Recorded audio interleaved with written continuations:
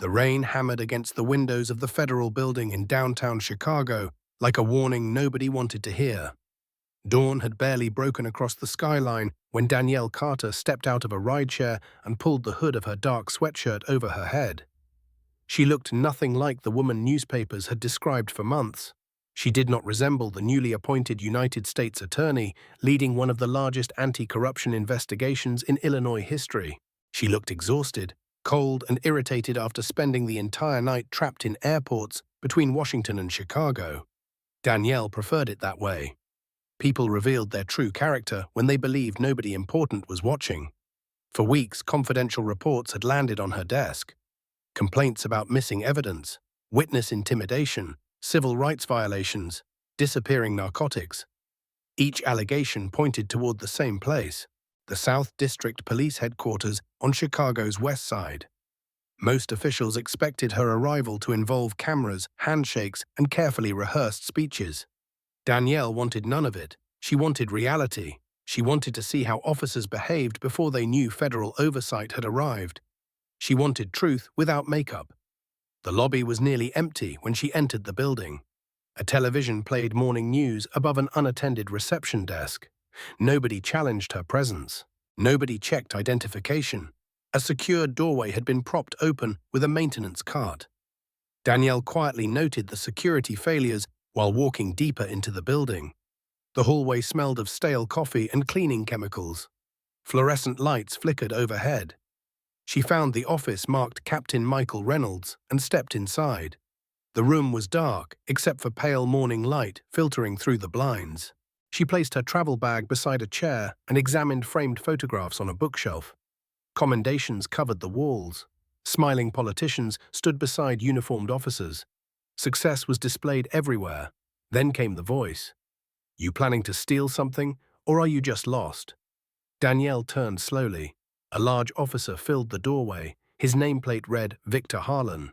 He carried a coffee cup and wore the expression of a man accustomed to immediate obedience. Years of authority seemed etched into every line of his face. Good morning, Danielle said calmly. I'm waiting for Captain Reynolds. Victor laughed. Captain Reynolds doesn't schedule meetings with random people wandering through restricted offices. I have an appointment. Sure you do. His eyes moved across her hoodie, sneakers, and damp travel clothes. Something hardened inside his expression.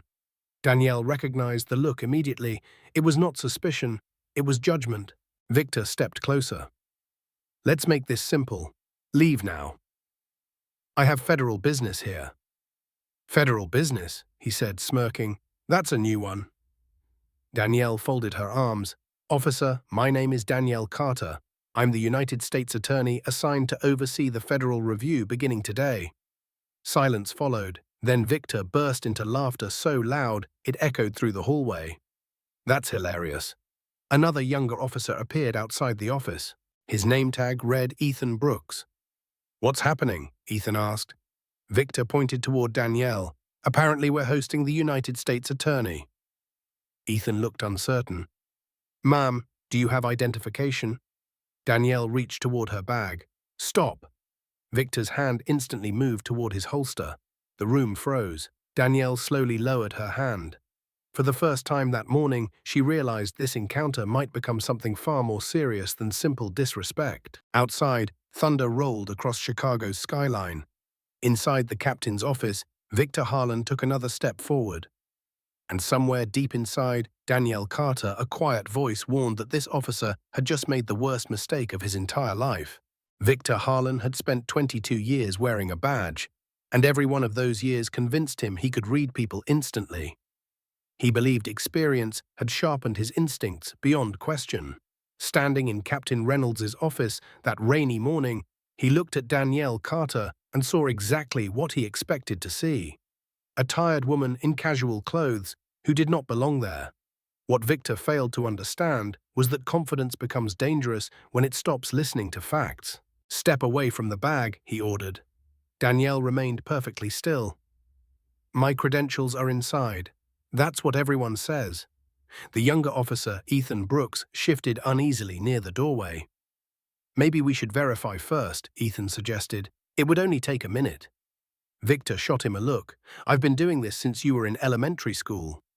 The dismissal silenced the rookie. Danielle studied both men carefully. Ethan looked nervous but reasonable. Victor looked certain. In Danielle's experience, certainty without evidence caused more damage than ignorance.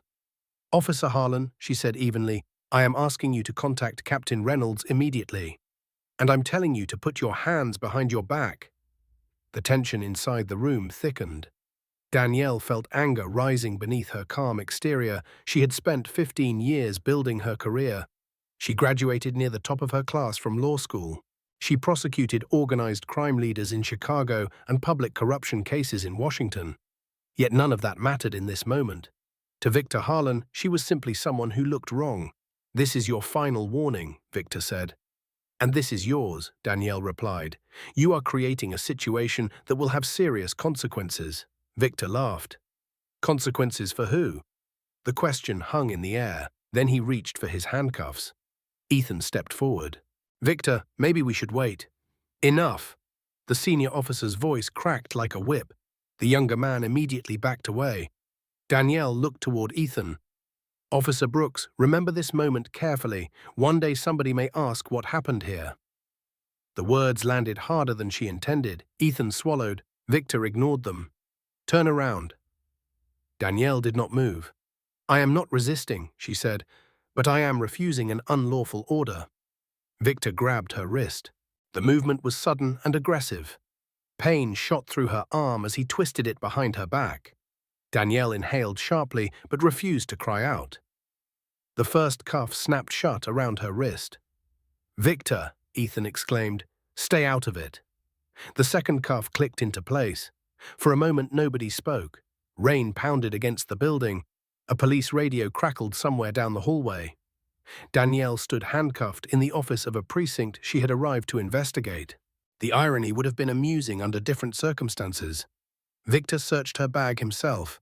He pulled out a leather credential case and opened it. His expression flickered briefly. The seal of the Department of Justice stared back at him. The photograph matched perfectly. The name matched perfectly. Everything appeared authentic. Yet instead of reconsidering, Victor doubled down. "Fake," he declared. Ethan looked shocked. "It looks real to me." "That's because you're inexperienced." Danielle shook her head slowly. The investigation files had described a culture problem inside this department. Witnesses repeatedly mentioned officers who viewed accountability as weakness. Officers who believed authority itself created truth. Now she was meeting one of them face to face. Victor grabbed her arm and marched her into the hallway. Employees arriving for morning shift stopped and stared. Conversations paused. Coffee cups froze halfway to mouths. Nobody asked questions. Nobody intervened. Several officers even smiled. "What happened?" someone called. "Caught a trespasser," Victor announced proudly. Laughter spread across the room. Danielle memorized every face. Not because she was vindictive, because leadership required knowing who remained silent when silence became convenient. Victor guided her toward the elevator leading downstairs. His confidence remained unshaken. He still believed he was in complete control. The elevator doors slid open. 3 people stood inside: Captain Michael Reynolds, FBI Special Agent Marcus Bennett, and Deputy Attorney General Lauren Hayes. The conversation between them stopped instantly.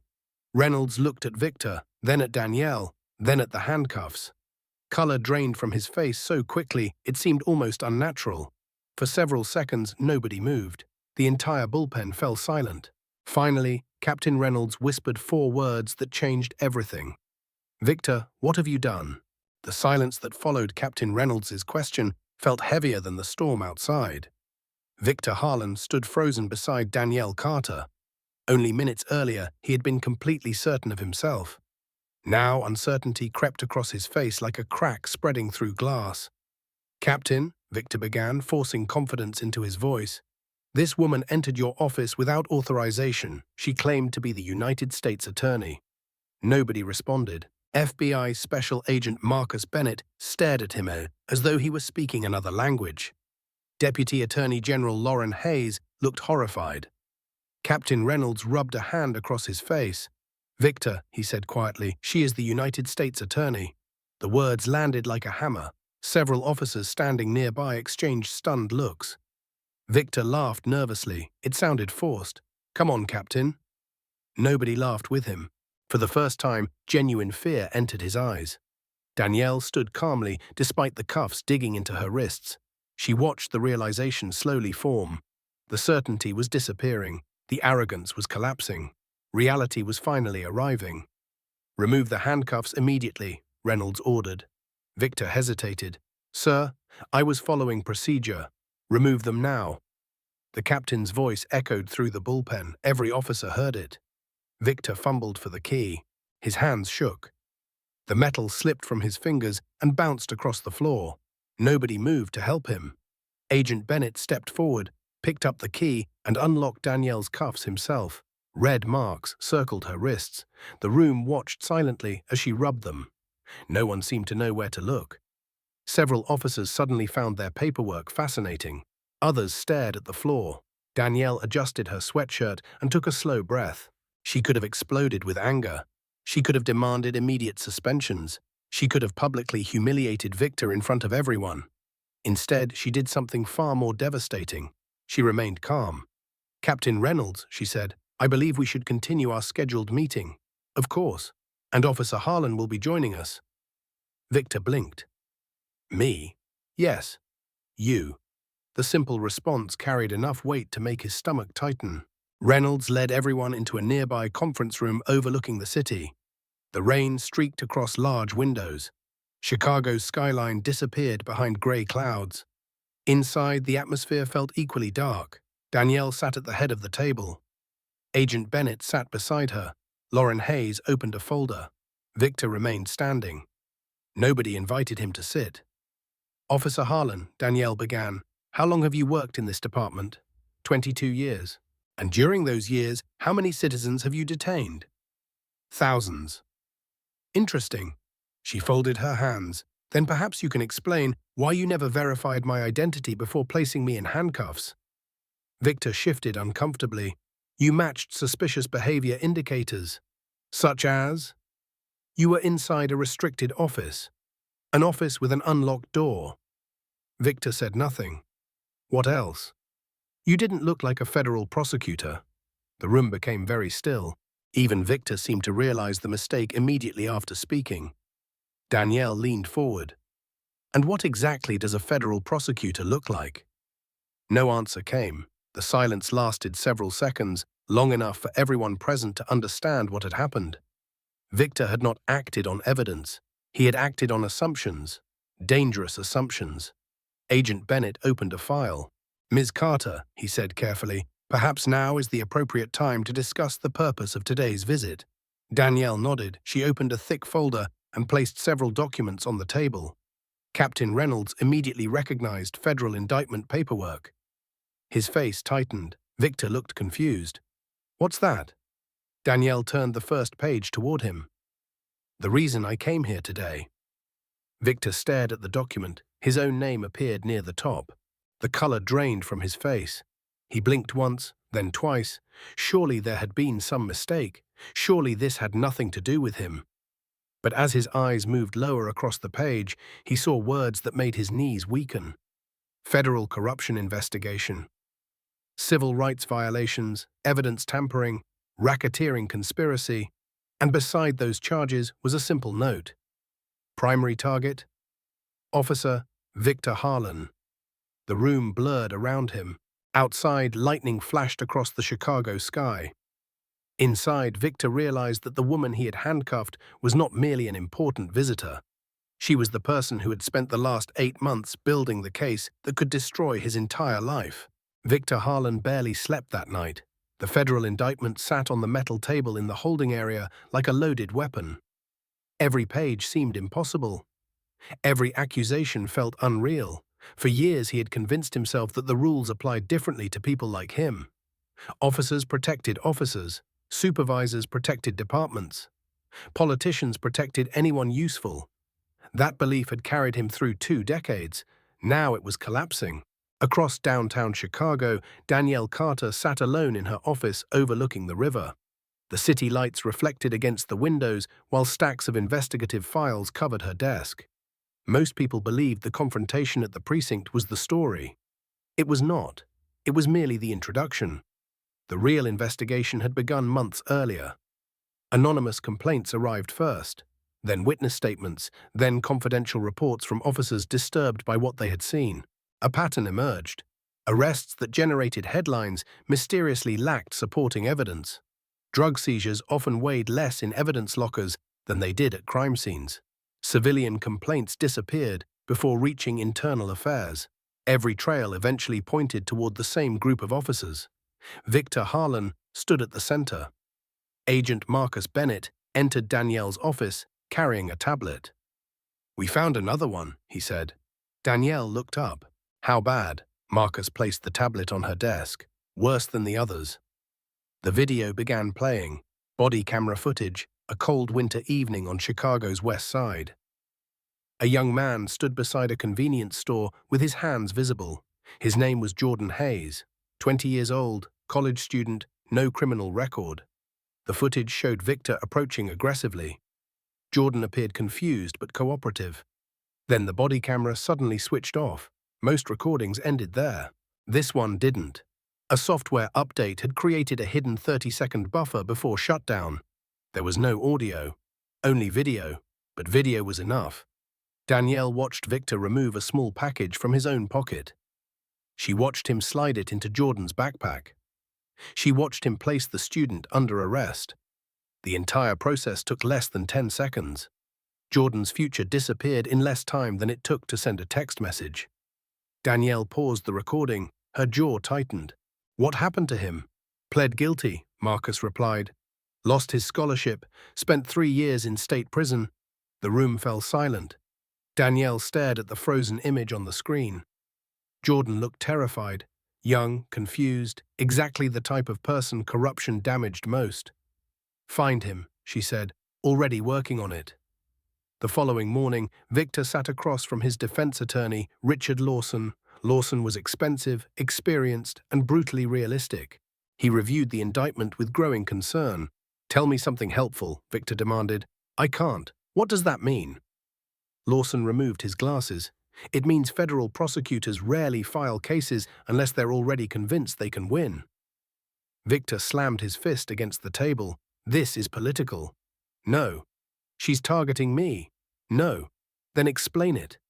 Lawson leaned forward because somebody talked. The answer hit harder than expected. Victor immediately thought of Ethan Brooks. The rookie, the hesitant look, the nervous questions, the uncertainty, weakness. Victor had always viewed doubt as weakness. Now he wondered if doubt had become evidence. Meanwhile, news of the indictment spread throughout Chicago. Television stations covered the story non-stop. Community leaders demanded accountability. Former defendants began contacting federal investigators. Lawsuits multiplied. Questions multiplied faster. How many convictions were legitimate? How many innocent people had been punished? How many officers knew? The pressure intensified daily. 3 days later, Danielle arrived home after a 14-hour workday. The moment she opened her apartment door, she knew something was wrong. A lamp lay shattered on the floor. Books were scattered everywhere. Drawers had been pulled open. Photographs were overturned. Yet nothing appeared stolen. The destruction felt deliberate, calculated, a message rather than a robbery. Her pulse quickened, then she noticed the envelope sitting alone on her kitchen counter. No stamp, no return address, just her name written across the front. Danielle opened it carefully. Inside was a single photograph, a recent photograph. Someone had taken a picture of her younger brother, Marcus Carter, while he was leaving work. On the back were 6 handwritten words. "Drop the case before it's worse." Danielle stared at the message. For the first time since the investigation began, the corruption was no longer attacking her professionally. It had become personal, very personal, and somewhere in Chicago, the people responsible had no idea they had just made a mistake far bigger than Victor Harlan ever did. The threat changed everything. For months, Danielle Carter had treated the investigation as a professional obligation. It was about corruption, evidence, and accountability. The anonymous photograph of her brother transformed the case into something darker. Someone was watching. Someone was nervous. And someone believed fear could succeed where legal arguments had failed. Within an hour, FBI agents filled Danielle's apartment. Crime scene technicians photographed every room. Fingerprints were lifted from broken furniture. Security footage from surrounding buildings was collected. Agent Marcus Bennett arrived personally. He studied the photograph in silence. "Your brother know about this?" he asked. "Not yet. He's going to need protection." Danielle nodded. The idea unsettled her more than she wanted to admit. Marcus Carter had worked hard to build a quiet life. After serving in the Navy, he opened a youth mentorship center on Chicago's South Side. He spent his days helping teenagers avoid gangs, drugs, and violence. Now he was being dragged into a war he never asked for. "Whoever sent this," Marcus Bennett said, "is panicking." "Why?" The agent handed her another file. "Because we found financial records today." Danielle opened the folder. Bank transfers, shell companies, wire payments, thousands of transactions, millions of dollars. The numbers connected police officers, street gangs, and private security contractors. The network was much larger than originally believed. Victor Harlan was not the architect. He was merely one piece. The realization sent a chill through the room. Meanwhile, Victor sat in his attorney's office staring at television coverage of the investigation. His face appeared on every channel. Former colleagues refused interviews. Union representatives issued cautious statements. Political allies suddenly became unavailable. The support system he assumed would protect him was vanishing. "You need to tell me everything," Richard Lawson said. Victor looked away. "I already have." "No, you haven't." The attorney tossed a new document onto the desk. "Federal prosecutors just added conspiracy charges. They don't do that unless somebody is cooperating." Victor felt a knot tighten inside his stomach. "Who?" "That's what I'm asking you." Silence followed. Then Victor remembered something. 6 months earlier, an officer named Samuel Ortiz had suddenly retired. At the time, nobody thought much about it. Now the memory felt different. Dangerous. Back at the federal courthouse, Danielle met with Jordan Hayes. The young man from the body camera footage entered cautiously. Years of damage were visible in his posture. Trust did not come easily anymore. "Thank you for coming," Danielle said. Jordan sat down. "My lawyer said you wanted to talk. I wanted to listen." For several seconds, Jordan simply stared. Nobody had ever said those words to him before. Not judges, not prosecutors, not reporters. "Listen." The conversation lasted 3 hours. Jordan described losing his scholarship, losing friends, losing opportunities, losing faith in every institution he once respected. By the end, Danielle understood something important. The investigation was no longer about proving corruption existed. That part was easy. The harder challenge involved measuring the human cost. Every false arrest represented years stolen from someone's life. Every planted piece of evidence created consequences that lasted decades. Statistics could never capture that damage. People could. Late that evening, Danielle received a call from Agent Bennett. His voice sounded unusually tense. "We found Samuel Ortiz." "Where?" "Phoenix." "Is he willing to cooperate?" Marcus paused. "That's not the problem." Danielle stood from her desk. "What happened?" Another silence. Then the answer came. "Somebody got to him first." Her pulse accelerated. "Is he alive?"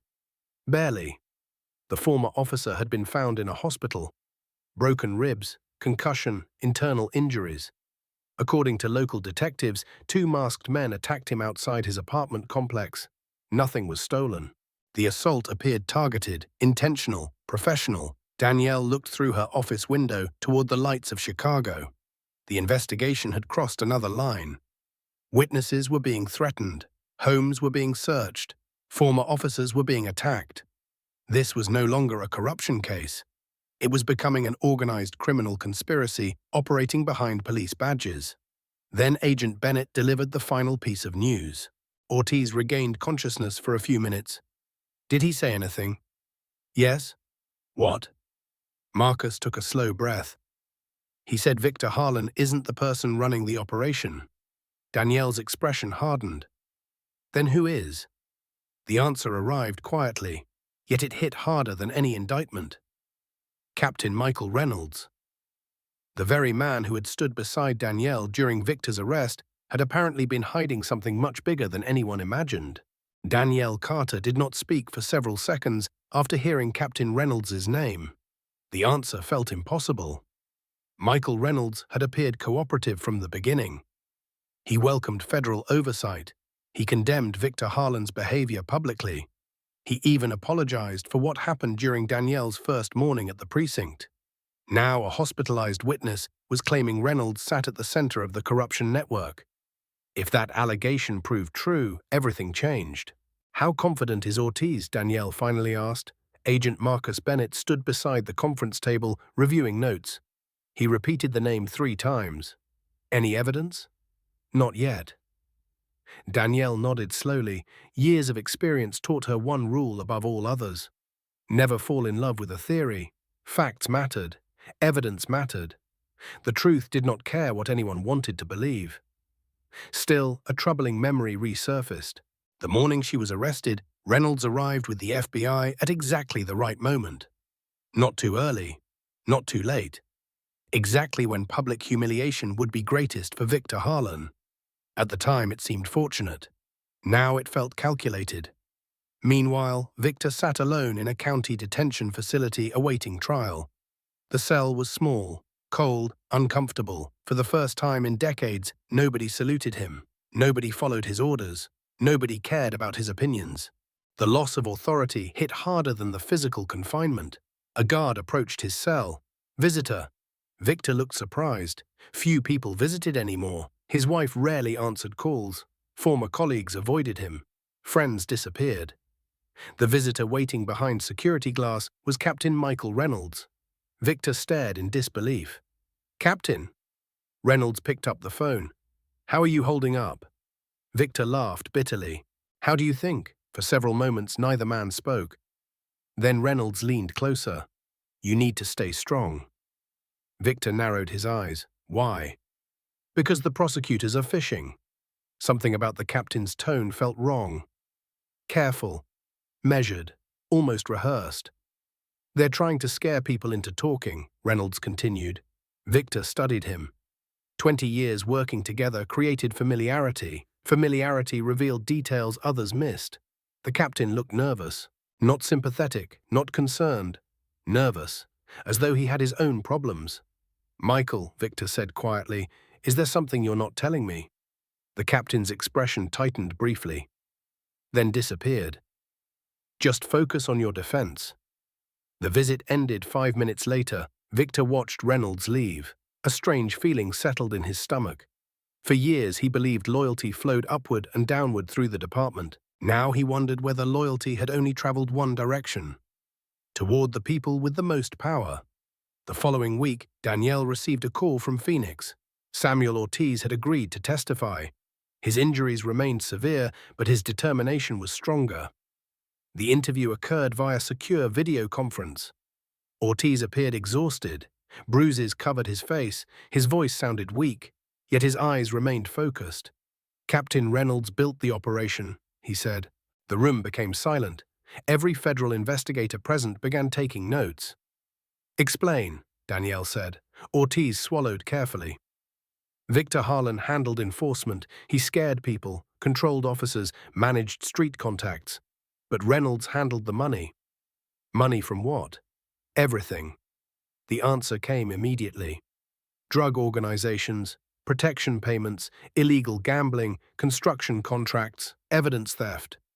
Ortiz described a system operating for more than a decade.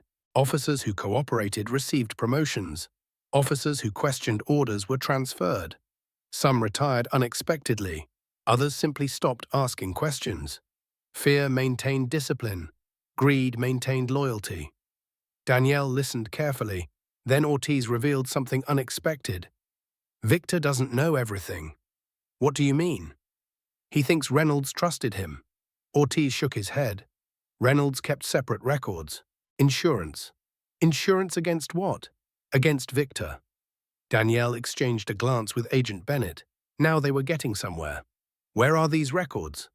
Ortiz hesitated, then he answered, "A storage facility outside Joliet, Unit 314.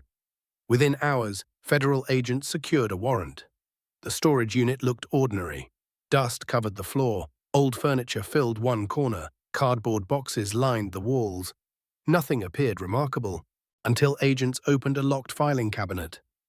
Inside sat dozens of ledgers, photographs, financial records, USB drives, names, dates, payments, evidence, years of evidence, enough evidence to destroy careers, political campaigns, and criminal organizations simultaneously.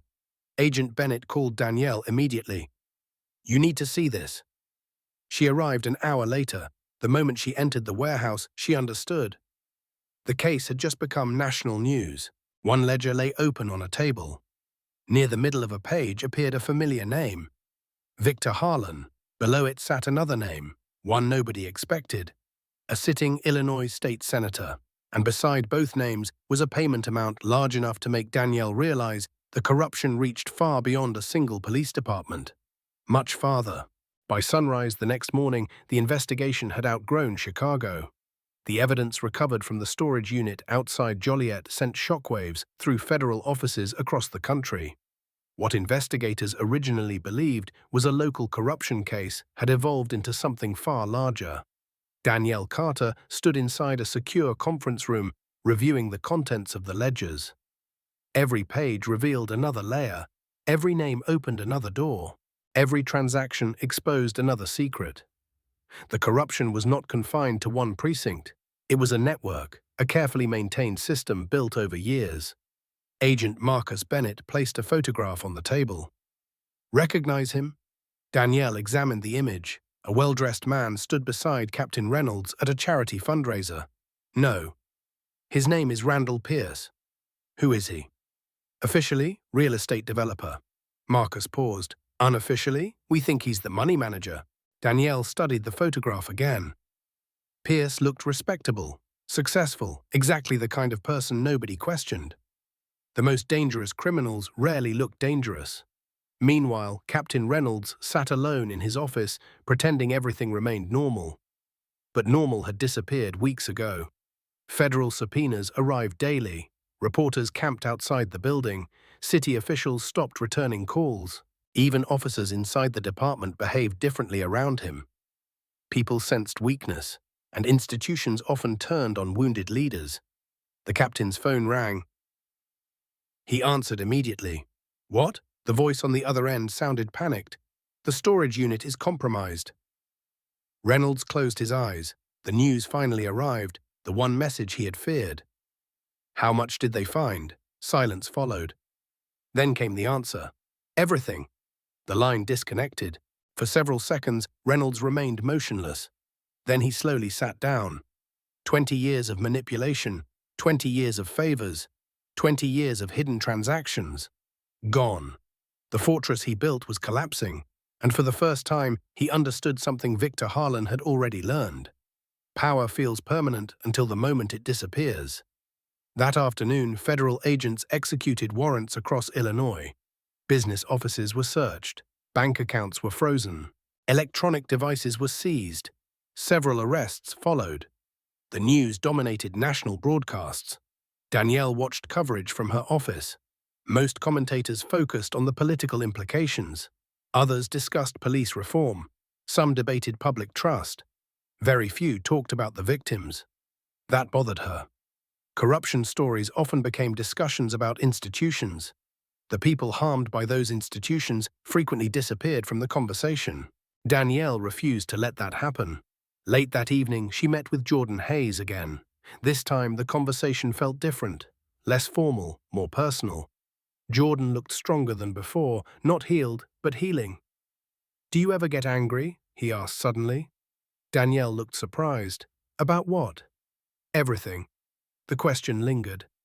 Outside, Chicago traffic moved through rain-slick streets. Inside, Danielle considered her answer carefully. "Every day," she admitted. Jordan nodded. "How do you stop it from consuming you?" Danielle leaned back. "You make sure the anger serves a purpose." The young man thought about that, then smiled slightly. For the first time since they met, hope appeared in his eyes. The meeting ended an hour later. As Jordan left, Danielle returned to her office. Agent Bennett was waiting. His expression immediately caught her attention. "What's wrong?" "We have a problem." Marcus handed her a document. It was a court filing. Danielle read the first page, then the second, then the third. Her expression hardened. "You've got to be kidding me." Captain Reynolds had surrendered voluntarily. But that wasn't the problem. The problem was his offer. In exchange for immunity, he claimed he could expose dozens of politicians, judges, and business leaders connected to the corruption network. The list included powerful names, influential names, names capable of creating political chaos. Marcus folded his arms. "The Department of Justice wants to hear him out." Danielle stared through the office window. A moral dilemma suddenly appeared. If Reynolds cooperated, larger criminals might be exposed. But immunity would allow the architect of the operation to escape meaningful punishment. Justice and strategy were suddenly moving in opposite directions. Then Marcus delivered one final surprise. "There's something else." Danielle looked up. "What now?" The agent slid another file across the desk. A confidential memorandum, recently recovered, written years earlier, signed by Captain Michael Reynolds. The memo contained one sentence highlighted in red, a sentence that changed everything. "If federal investigators ever arrive, Victor Harlan becomes the scapegoat." Danielle Carter read the memorandum 3 times. Each reading made it worse. The sentence was simple, brutal, and revealing. "If federal investigators ever arrive, Victor Harlan becomes the scapegoat." The document carried Captain Reynolds' signature.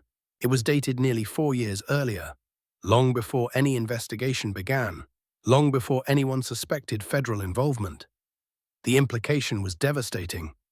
Victor Harlan had not been a partner. He had been an expendable asset, a shield, a convenient sacrifice. Danielle closed the folder slowly. For months she had viewed Victor as the central villain. The evidence against him remained overwhelming. He planted evidence, violated civil rights, destroyed innocent lives. Nothing changed that reality. But now another truth emerged. The man who spent years believing he controlled everyone had himself been manipulated. The irony was almost tragic. Meanwhile, inside the county detention facility, Victor received unexpected visitors. 2 federal prosecutors entered a small interview room. Neither smiled, neither wasted time. "Captain Reynolds is cooperating," one announced. Victor laughed, not because it was funny, because it was predictable. "Of course he is." The prosecutor placed a copy of the memorandum on the table. Victor read it. His expression changed. The laughter disappeared. For several moments he simply stared. 22 years. 22 years of loyalty. Late nights, dirty work, risk. And all along, Reynolds planned to sacrifice him if necessary. Something inside Victor finally broke. Not his confidence. That had disappeared weeks earlier. Not his career. That was already finished. It was his illusion, the illusion that he mattered, the illusion that loyalty protected people, the illusion that corruption rewarded service. "He wrote this years ago," Victor whispered. The prosecutors said nothing. They didn't need to. The document spoke for itself. Later that afternoon, Danielle attended a closed-door meeting with senior Department of Justice officials. The discussion lasted hours. Opinions divided quickly. Some believed Reynolds deserved immunity. Others wanted maximum prosecution. Arguments filled the room. Political consequences, strategic advantages, legal risks, public perception. Danielle listened carefully. Then she stood. The room quieted. "This case started because innocent people suffered," she said. "Not because politicians felt embarrassed. Not because agencies wanted headlines. Innocent people suffered." Nobody interrupted. "If cooperation helps us uncover greater crimes, we should consider it. But cooperation does not erase responsibility. Justice without accountability becomes negotiation." The statement lingered in the room. Several officials exchanged thoughtful looks. The meeting ended without a final decision. But momentum had shifted. 3 days later, another development arrived, one nobody expected. Captain Reynolds requested a private meeting with Danielle. Against advice, she agreed. The meeting occurred inside a federal interview room. No cameras, no reporters, no audience. Just two people sitting across a metal table. For a long moment, neither spoke. Reynolds looked older than before, exhausted, smaller somehow. Power had once surrounded him like armor. Now it was gone. "You know what's funny?" Reynolds said quietly. Danielle remained silent. Victor always believed he was the smartest man in every room. Was he? Reynolds smiled bitterly. Not even close. The captain leaned back. He thought fear made him powerful. Fear made him useful, that's all. Danielle studied him. "Why are you telling me this?" The older man looked toward the ceiling. When he answered, his voice sounded different. Not confident, not manipulative, almost regretful. "Because this thing became bigger than I planned." Danielle nearly laughed. "Bigger than you planned?" People lost years of their lives. Families were destroyed. Reynolds lowered his eyes. For once he had no defense, no excuse, no clever explanation, only silence. Then he pushed a flash drive across the table. Danielle looked at it carefully. "What's this?" "Everything. Everything. Every payment, every politician, every judge, every officer, every deal." The room became still. Reynolds folded his hands. The real ledger. Danielle felt her pulse accelerate. If the drive contained what he claimed, the investigation would expand beyond Illinois. Far beyond Illinois. She reached for the drive, then paused. Why now? Reynolds looked directly at her. For the first time, there was no arrogance in his eyes. Only resignation. "Because somebody above me wants me dead." The words landed like a thunderclap. Danielle froze. For months she believed Reynolds occupied the top of the corruption pyramid. Now he was claiming something even more dangerous. He wasn't the highest level. He never had been. And according to him, the people above him were already moving to erase every loose end. Danielle Carter left the interview room carrying the flash drive as though it contained explosives. In a way, it did. Not physical explosives. Political ones. Institutional ones. The kind capable of destroying careers, governments, and reputations built over decades. Within minutes, the drive was transferred to a secure federal laboratory. Cybersecurity specialists began examining its contents. No one expected what they found. The files stretched back nearly 15 years. Encrypted ledgers, recorded conversations, financial transfers, photographs, meeting schedules, names, hundreds of names. The investigation immediately expanded beyond Illinois. Payments connected officials in multiple states, business executives, political consultants, law enforcement supervisors, judges, lobbyists.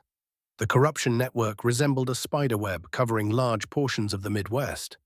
Agent Marcus Bennett stared at the evidence in disbelief. "This is bigger than any public corruption case I've ever seen." Danielle nodded. "And now everyone involved knows we're looking." That reality created a new danger. Desperate people made reckless decisions. The next 48 hours proved it. A federal witness suddenly disappeared. Another received death threats. A local journalist investigating the story reported being followed. Security teams doubled around key witnesses. Protective details expanded. The atmosphere felt less like a legal investigation and more like a war. Meanwhile, Captain Reynolds sat alone in protective federal custody. The confidence that once defined him had vanished completely. Every sound outside his room made him nervous. Every unfamiliar face felt threatening.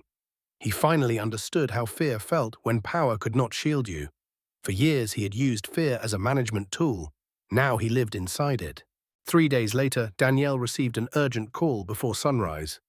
"You need to come immediately," Agent Bennett said. His tone revealed everything. Something had happened, something serious. The federal safe house sat outside Chicago in a quiet suburban neighborhood.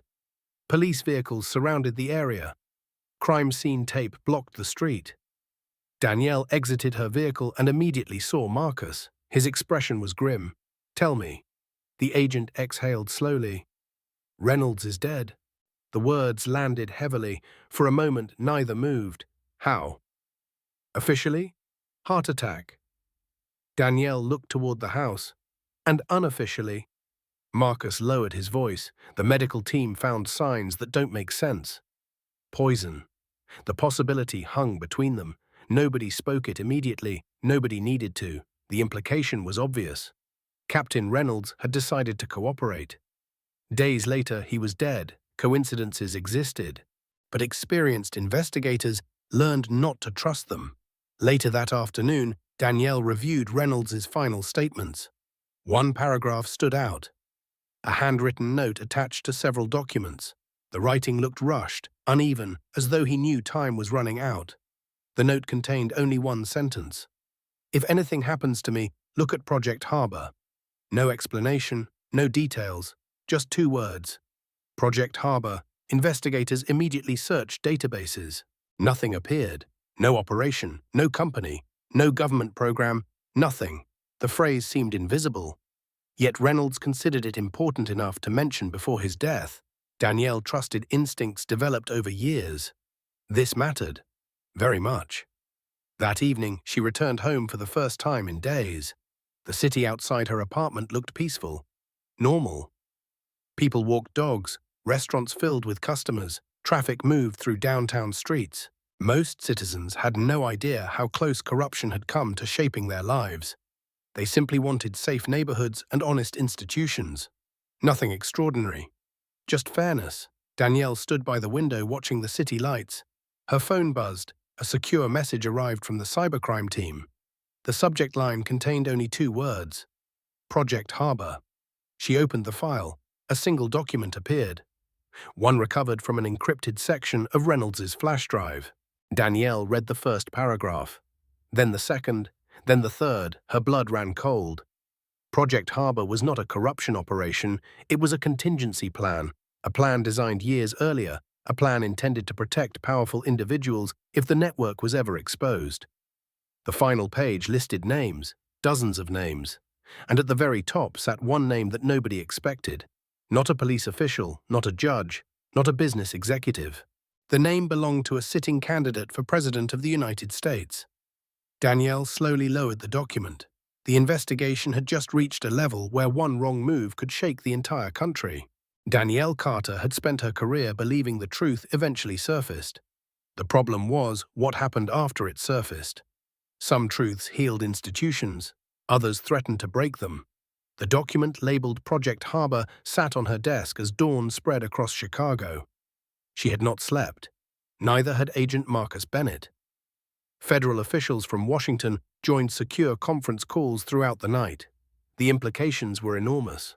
If the files were authentic, the corruption network reached levels nobody imagined possible. Yet Danielle understood something important. No name, no title, and no office could change the basic responsibility of the law. Facts came first. Evidence came first. Always. Over the following months, federal investigators moved carefully. Every document was verified. Every financial transfer was traced. Every witness statement was corroborated. The process was slow, deliberately slow. Danielle refused shortcuts. The higher the stakes became, the more important accuracy became. One mistake could destroy years of work. One unsupported accusation could undermine justice itself. The evidence ultimately spoke louder than politics. Grand juries issued new indictments. Federal arrests expanded into multiple states. Corrupt officials resigned. Several judges stepped down. Corporate executives accepted plea agreements. Lobbyists turned state's evidence. The network that once appeared untouchable gradually collapsed under its own weight. The people involved spent years believing power insulated them from consequences. They learned otherwise. Victor Harlan watched much of it unfold from prison. His trial ended with convictions on every major count. Civil rights violations, evidence tampering, conspiracy, extortion. The sentence ensured he would spend most of the remainder of his life behind bars. The verdict surprised nobody, not even Victor. By then he understood exactly where his choices had led. One afternoon, years after his arrest, he sat alone in a prison library reading newspaper coverage of another corruption conviction connected to Project Harbor. The article mentioned Danielle Carter. Her name appeared near the end. Victor stared at it for a long time. Everything traced back to that rainy morning. The hoodie, the handcuffs, the assumptions, the certainty. A lifetime of arrogance had condensed into a few terrible decisions. He finally understood that his downfall did not begin with an indictment. It began the moment he stopped seeing people as human beings. Outside prison walls, life continued. Jordan Hayes graduated from college, then law school. The young man who once lost years because of corruption eventually joined a non-profit legal organization helping wrongfully convicted individuals. His story became a symbol of resilience, not because he avoided hardship, because he refused to let hardship define him. Officer Ethan Brooks remained with the department. Over time, he earned promotions based on integrity rather than politics. When younger officers sought advice, he often shared one lesson: never confuse authority with wisdom. He never explained where he learned it. He didn't need to. The lesson lived inside him every day. The Chicago Police Department underwent sweeping reforms. Independent oversight increased. Evidence procedures changed. Community trust improved slowly. Not perfectly, not immediately. But progress rarely arrived overnight. It arrived through persistence. Danielle Carter eventually declined several prestigious opportunities in Washington. Instead, she remained focused on public service. Awards never interested her. Neither did headlines. What mattered were outcomes. Lives restored, wrongful convictions overturned, institutions strengthened. One rainy evening, several years later, Danielle visited the old precinct building. The storm reminded her of the morning everything began. The building looked different now, more open, more welcoming, less fearful. She stood quietly outside for a moment. The rain touched her face. Traffic moved through wet streets. City lights reflected across the pavement. For the first time in years, she felt something close to peace. The battle had been costly. People suffered. Mistakes were made. Consequences reached farther than anyone expected. Yet justice endured. Not because the system was perfect, because imperfect people continued fighting to improve it. Danielle looked toward the Chicago skyline, then turned and walked away. The storm continued behind her, but the city no longer felt trapped beneath it. Some stories end with revenge, others end with redemption. This one ended with accountability. And sometimes accountability is the most powerful ending of all. Subscribe to the channel, leave a comment, and share this video.